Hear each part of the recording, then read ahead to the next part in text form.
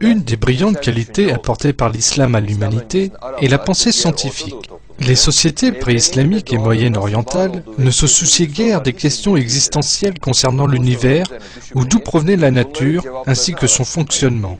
Elles ont appris à méditer sur ces questions et à chercher à y répondre grâce au Coran. Allah invite l'humanité à explorer la manière dont ont été créés les cieux et la terre. Cet état d'esprit a poussé la science vers l'avant dans la civilisation islamique. Cela avait été un développement scientifique unique en son genre dans l'histoire de l'humanité.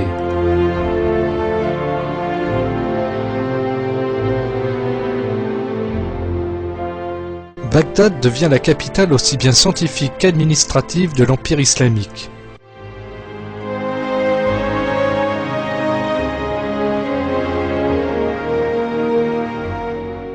Scientifiques, philosophes et chercheurs se sont rués des quatre coins du monde vers Bagdad afin de se rencontrer dans la fameuse maison du savoir, dans le but de lever le voile sur les mystères de l'univers qu'Allah a créé.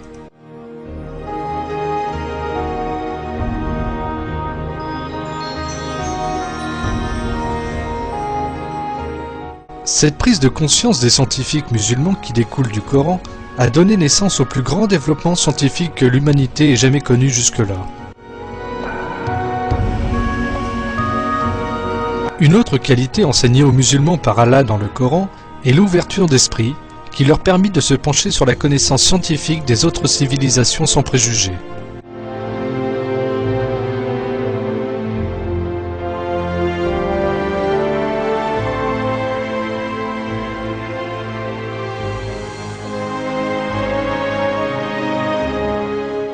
Les travaux scientifiques des musulmans contenaient une quantité considérable de recherches, d'observations, d'expériences et de calculs.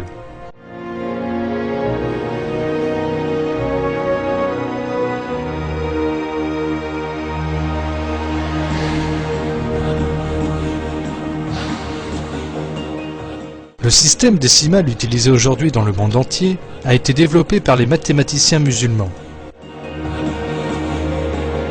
Les scientifiques musulmans attachaient également une grande importance aux observations astronomiques. L'astronomie moderne devait se développer à la base de leur système.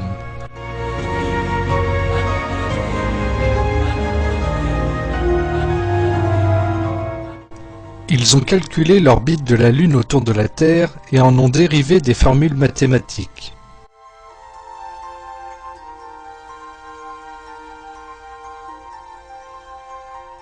L'algèbre et la trigonométrie sont les inventions de mathématiciens musulmans.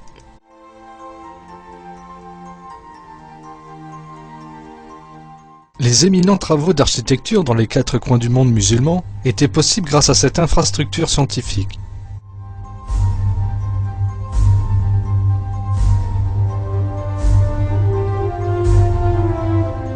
L'une des réalisations les plus frappantes chez les musulmans fut dans le domaine de la médecine, à un moment où les Européens considéraient que la maladie pouvait être causée par les mauvais esprits.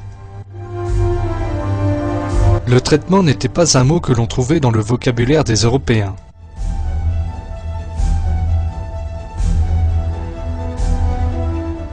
Les scientifiques musulmans d'un autre côté, et après de longues recherches, sont arrivés à la conclusion que la maladie était causée par des créatures minuscules qui étaient trop petites pour être vues à l'œil nu. Ainsi, le patient devait être traité à l'écart d'une population saine.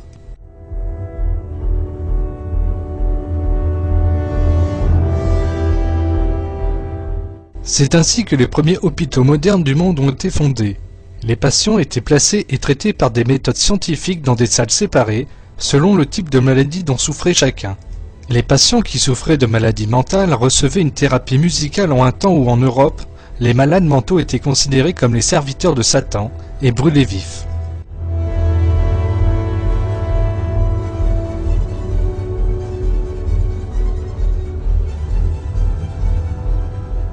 Toutes les observations des médecins musulmans concernant l'anatomie humaine étaient tellement précises que leurs livres étaient devenus des références dans les universités et écoles médicales européennes depuis plus de 6 siècles.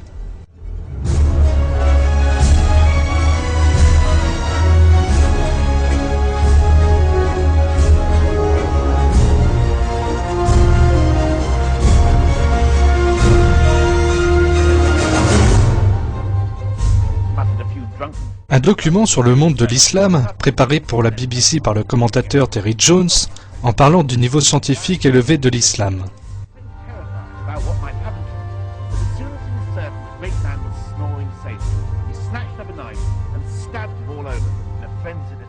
Une recherche de la ville de Haran a par exemple déjà calculé la distance entre la Terre et la Lune d'une façon parfaite.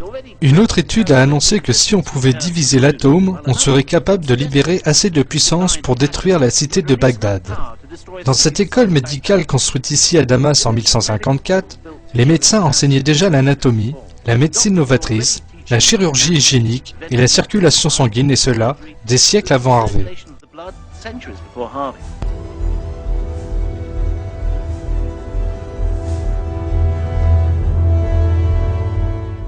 Les médecins musulmans prenaient le pouls de leurs patients pendant l'examen, des siècles avant que les Européens ne découvrent la circulation sanguine.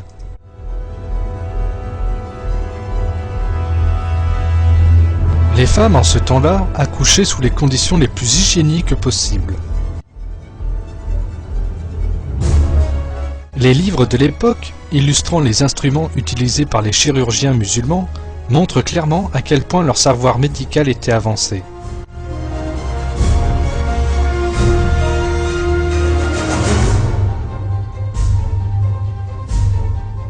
Les femmes aussi étaient formées à l'école des sciences dans le monde musulman, apportant ainsi leur contribution au développement de la science.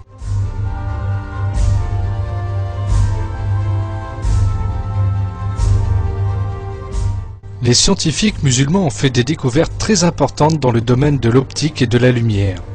La première personne qui a décrit l'anatomie de l'œil de façon très détaillée fut l'opticien Ibn al-Haytham, dont les recherches très répandues sur les lentilles ont ouvert la voie à l'invention de la caméra. Les physiciens musulmans ont également découvert les causes de l'affaiblissement de la vue et ont mené des opérations de cataracte 1000 ans avant les Européens.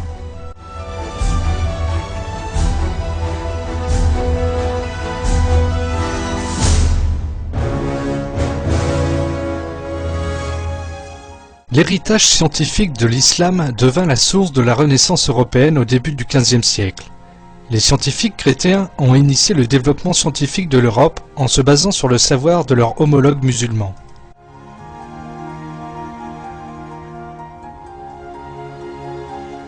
La lumière de l'islam les a illuminés aussi.